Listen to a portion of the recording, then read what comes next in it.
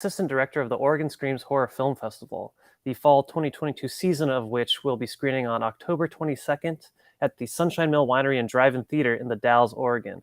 So for all of you horror lovers who want to have a classic drive-in experience, it's going to be pretty great. Don't miss it. Today we're talking with Michael Angier, director of the film My Mind is on Fire. Thanks for being here, Michael. Yeah, thanks so much for having me. So I want to know, what is My Mind is on Fire about?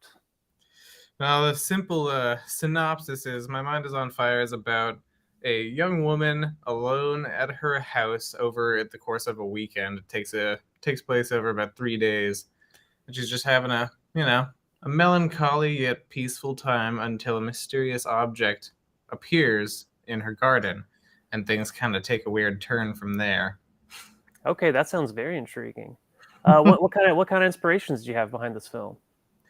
Well, first and foremost, there's a prop in the film that I found in a free pile on a bike home one day, and I just thought, well, that's gonna be in a film, I guess. And so I scooped it up, put it in my bike basket, and headed home, and then just started writing based off of this object. But then it kind of started being informed by kind of the uncertainty in the air at the time. This was like kind of smack dab in the middle of the pandemic.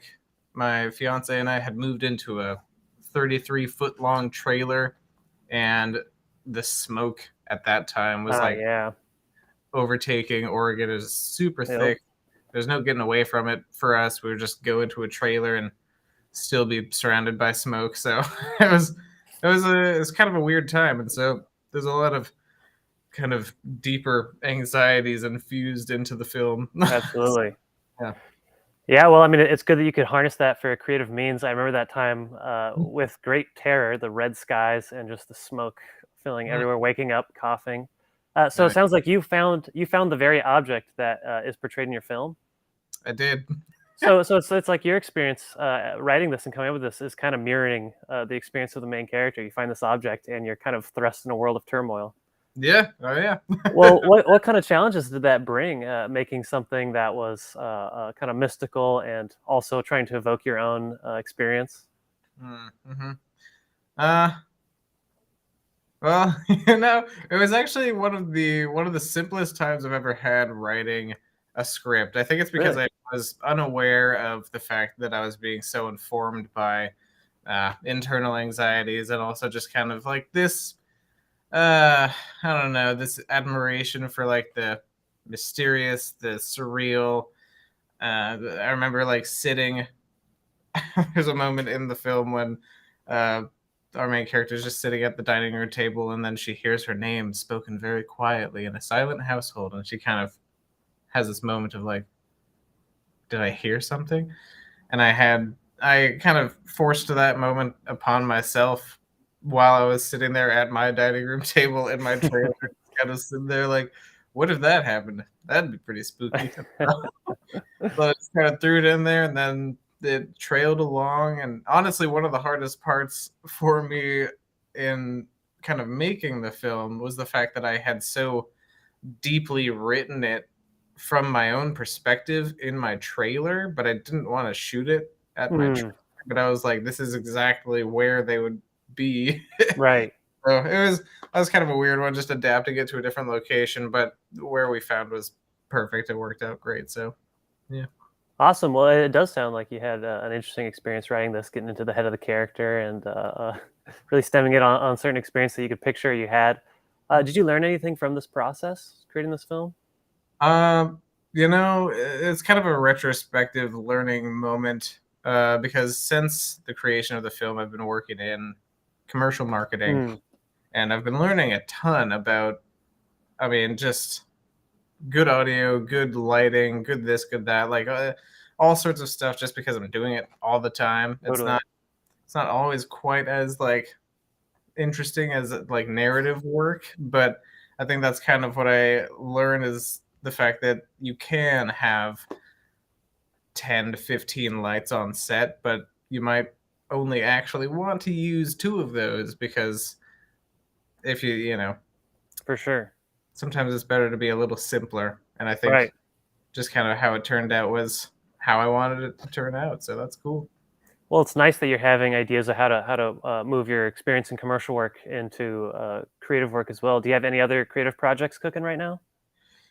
Yeah, I've got two kind of on the horizon. There's one that's going to be a bit of an atmospheric piece about uh, mid-20s skateboarder Hmm. who is having some sort of like internal turmoil in relation to his father who has passed away, and you figure that out sometime in the film. But it's just kind of finding him at a certain moment in his life where he's just kind of reckoning with something that he hasn't dealt with, and just kind of like that limbo state of I don't know where I'm going, but I also don't necessarily know where I came from and how I got here.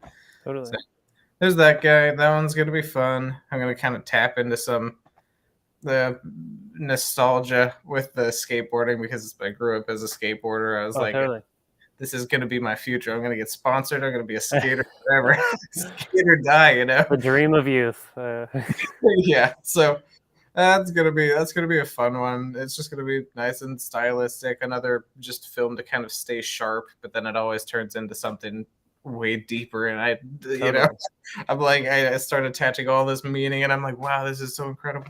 So we'll see how that turns out. I'm excited for that one. But then we have my fiance and I. We're actually going to be doing this much longer project, probably the largest project that either of us have ever taken on at this stage in our careers, and that was going to be it's going to be kind of a genre is a little harder to explain. Maybe a drama thriller Mm. sort of thing, but it's going to be taking place in 1925 around like the spiritualist movement. Oh, awesome. So like seances, and it's gonna be very cool, very moody, and I won't reveal too much about that one because that's gonna be a longer project. But yeah, that one's super Gosh, exciting. that one sounds awesome. Well, you have quite a bit on your plate. That's really exciting, and Mhm. I am super stoked to play My Mind Is on Fire on the drive-in screen Woo! next Saturday. And yeah, it's great to deliver something so visually appealing as your film on that huge screen out there in the dark woods of the Dalles. Yeah, well, thank you. And I gotta say, if anybody who happens to be watching this has not been to Oregon Screams at the Dalles, it's very cool. Just that drive-in theater, it's a great experience. You're just kind of hanging out with all these other people, just camped out, watching Totally. films. Yeah, I love it. Awesome. So you've been there. You're an alumni then. I have been there. Nice. Okay. Yeah, I think it was 2020. Okay. Were you representing a film at that time? Yeah, that was actually my Awesome. fiance's, essentially her directorial debut, and that was "Can I Smoke in Here?" A film called. Oh yeah, I remember that one. Black and white. Yeah, That one was awesome. Okay. Well, sweet. Welcome back to the festival. I'm excited to screen this so much. It was very nice talking to you, Michael. Thank you so much for being here. absolutely. Great talking to you too, and I'm excited to show up. Awesome. We'll see you there.